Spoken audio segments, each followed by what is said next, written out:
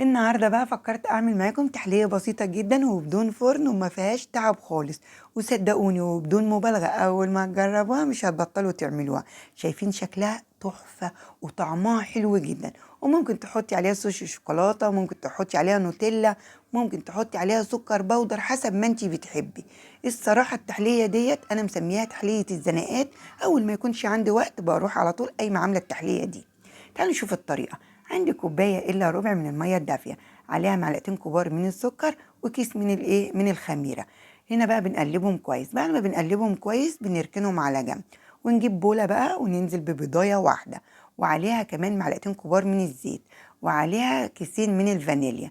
هنا البيضة باينة ان هي سايحة شوية عشان كنت مخرجاها من بدري من التلاجة.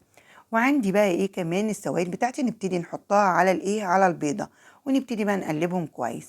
وعندي كوبايتين ونص من الدقيق. مش هنحط الايه الكوبايتين ونص كلهم مرة واحدة، هنحط الكوبايتين شوية بشوية، ونص الكوباية هخليها في الآخر. هنا حطيت الكوبايتين كلهم من الدقيق، هنحط بقى عليهم معلقة صغيرة ممسوحة من البيكنج باودر. كده انا حطيت كوبايتين من الدقيق. نص الكوباية التانية بقى هنزودها شوية بشوية، ونبتدي نعجنها بإيدينا كده لغاية ما العجينة تلم معانا وتكون فيها حتة تلزيق صغيرة. يعني دول كمية دي كوبايتين ونص من الدقيق. تمام كده. خدت الكمية كلها كوبايتين ونص من الدقيق، نبتدي بقى ايه نحط معلقة كبيرة من الزبدة. ولازم الزبدة تكون في درجة حرارة الغرفة. وعجناها كويس مع معلقة كبيرة من الزبدة. نغطيها ونسيبها في مكان دافي لغاية ما حجمها يتضاعف. كلبزت معانا وحجمها اتضاعف، هنبتدي بقى نقسمها على نصين. ناخد النص اللي هنشتغل فيه والنص التاني هنغطيه.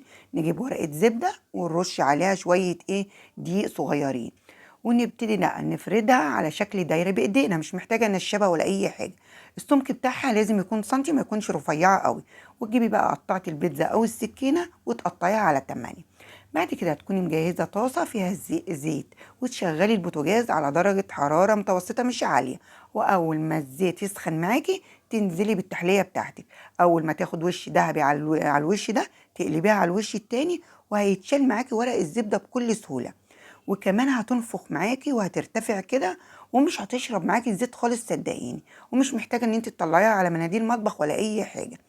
وتبتدي بقى بعد ما تطلعيها بقى ترشي عليها وهي سخنه كده سكر بودر، او ممكن كمان تحطي عليها صوص الشوكولاته وهي سخنه. صوص الشوكولاته هيسيح عليها كده وهتبقى طعمها حلو جدا. وممكن تحطي عليها نوتيلا، سكر بودر حسب ما انتي بتحبي. هتطلع معاكي طريه وهشه من جوه، ومش شاربه ولا نقطه زيت. شايفين تحفه بجد بجد. جربوها على طريقتي وعلى ضمانتي، هتعجبكم جدا ان شاء الله. وهتكتبوا لي في التعليقات، وبألف هنا مقدمه.